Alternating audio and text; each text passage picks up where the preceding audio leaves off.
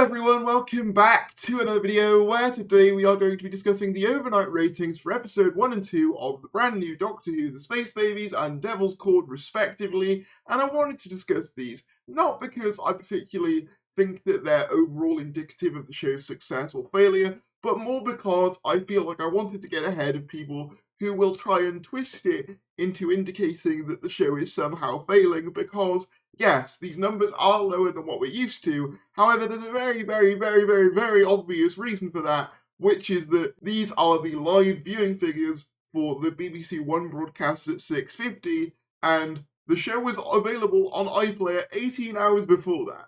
So with these figures, they aren't going to be overall indicative of what we see going forwards, but I wanted to discuss them, give my thoughts, and kind of just give you an overall bit of context for how I think the show is going to be doing going forwards. But before we get into it, if you could do a teeny little favour and click that subscribe button, it'd be very much appreciated. I haven't said to subscribe in a while, I forgot, but I'm trying to get to 25,000 subscribers, so any support would be greatly appreciated on that front. But with that said, let's get into the video. So taking this from TV's own ratings, Doctor Who's streaming strategy causes linear ratings to fall. Doctor Who finally returned to screens last night with a double bill premiere on BBC One, BBC iPlayer and Disney Plus worldwide. So that's another good thing to factor in here. This does not factor in international viewers whatsoever. This is just, to my knowledge, this is just people who watched it live on BBC One and I think BBC iPlayer if you watched it live, I think. The new season sees Ncuti Gatwa return as the 15th Doctor alongside Millie Gibson as Ruby Sunday, as they travelled through space and time on adventures to unknown lands, to the Regency era in England, to outer space worlds and the 60s. Due to the show's new streaming first release schedule, overnight ratings become more irrelevant than they already are in 2024.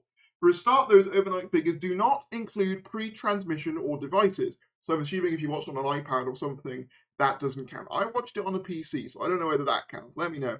But yeah, it also doesn't include devices, and it doesn't include the 18 hours that these episodes were available. And I'm assuming, given my audience is hardcore Doctor Who fans, most of you probably watched it before broadcast at 6:50, just a guess. So yeah, another factor to consider was the warm weather and the time of the year the show is airing. Actually, that's very true. I've got a fan on right now because it's still quite warm where I am, and it's uncharacteristically warm for May, and that does have an effect. However, I think the bigger effect would be the fact that it was available 18 hours prior.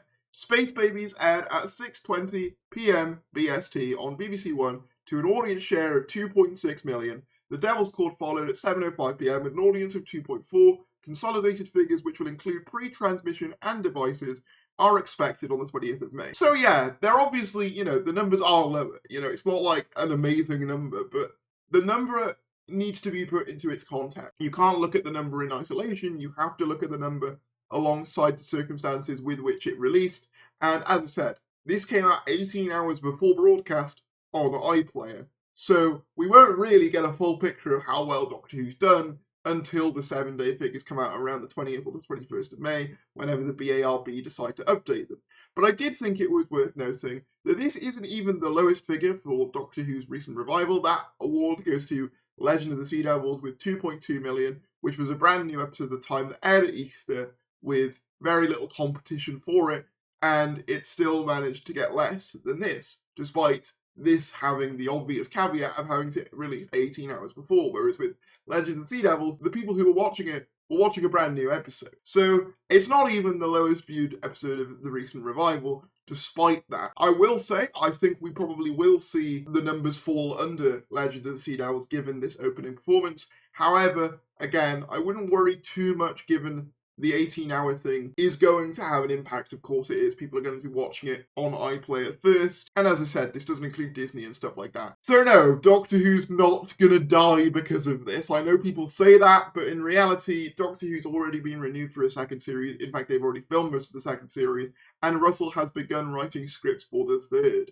So I wouldn't go thinking that, oh, Doctor Who's going to die, it's going to fail. Like, this is not an indicator of that. In fact, while we're here, I wanted to show you some, comparable numbers. Obviously, there are numbers that are higher than this, but for example, Series 10, you got things like Empress of Mars, you got things like Eaters of Light, World Enough and Time Doctor Falls. World Enough and Time Doctor Falls only got, sort of a few 100,000 more than this, and they're generally considered by the fandom to be some of the best episodes of all time.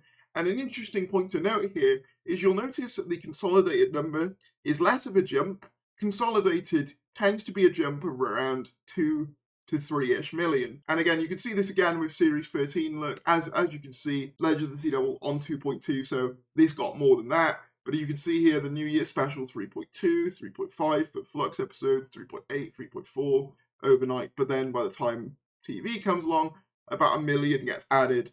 And the 60th as well, those had overnight figures of just under 5 million and 5 million respectively, alongside the Christmas special, rounding up to about, when you include devices, 7 million each. And that's an increase of 3 million-ish viewers. So if we were to extrapolate that, I'd say 5, 6, 7 even million viewers for Space Babies and Devil's Court in the UK once all is said and done is a pretty likely prospect. So I wouldn't go out there at all looking at this and going, it's going to fail. Also worth noting, the drop between Devil's Court and Space Babies is only around 200,000, which means that only a small percentage of the people actually stopped watching after Space Babies or tuned over. So that's pretty good audience retention, and hopefully that will hold for the majority of the series as well. But yeah, I wanted to basically just get this out there to say, like, look, the numbers are lower, but there's a pretty big reason why they're lower.